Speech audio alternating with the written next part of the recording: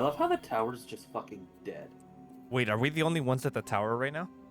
No one's here. Dead game.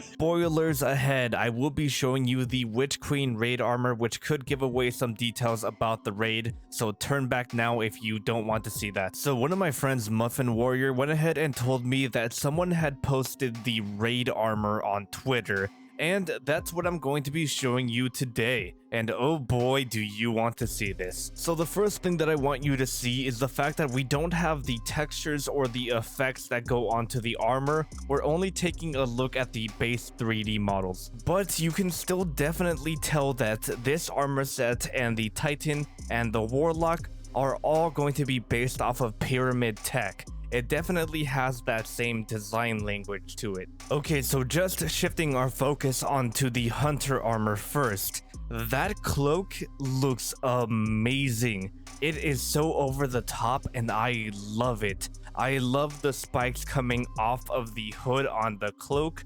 I love the general shape of the cloak. It looks like an evil villain would wear this. And if I had to bet, I think those spikes are gonna glow, but that is just a guess. But moving on to the hunter mask, that is absolutely sinister. I bet every single edgy hunter out there is just drooling over this mask right now. I cannot wait to use this. And all of that is just passed down to the arms and the chest. Those arms are definitely going to be something that I would love to try.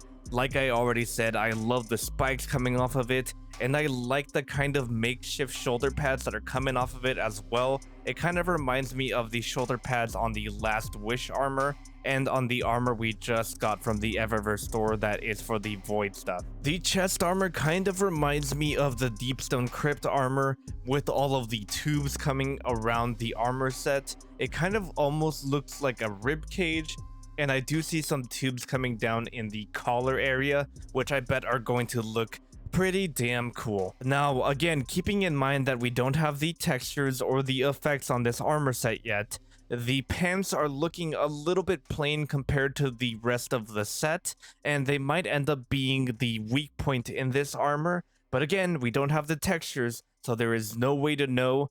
But so far, I think that might be the least used piece here. Overall, I really like this hunter set and I can't wait to get my hands on it. Make sure you are raid ready because you're gonna want this armor. Okay, let's go ahead and move on to the Titan, but not before you hit that like button. Okay, so this armor also reminds me a lot of the Deepstone Crypt raid armor, especially that mark. It's basically a spitting image of the Legacy's Oath mark. And you know what? The boots also remind me of another armor set. They look familiar, but I can't really put my finger on it. Let me know in the comments if you guys know what I'm talking about.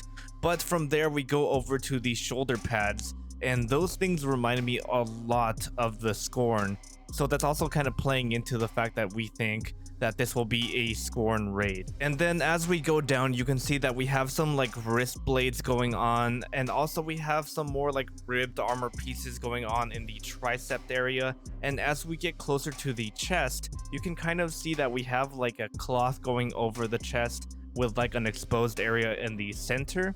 I feel like that exposed area is going to be like pyramid tech, and it's going to be like black with some like scratched pieces on it. And now we get to what I think is going to be the most polarizing piece of this set, and that's going to be the headpiece. I feel like there's definitely going to be a divide in the community on whether or not they're going to like it. On one end, the headpiece is very blocky and it's not going to mix well with a lot of other armor pieces other than maybe the Deepstone Crypt stuff or maybe the Garden of Salvation stuff. But like I said, I can definitely see why people would like it. You have the spikes coming off of the helmet, you have the sinister look, and you also have this cool like ring going on in the back that kind of reminds you of the Prophets from Halo. Now, as far as a whole armor set, I don't know how to feel about it. On the Hunter, I'm more sure about my decision, and I know I'm going to like it. On the Titan, I'm really going to have to wait to see the effects and the textures, because it can really go either way. And now let's end this with the Warlock. Now, I don't know how to feel about this one either.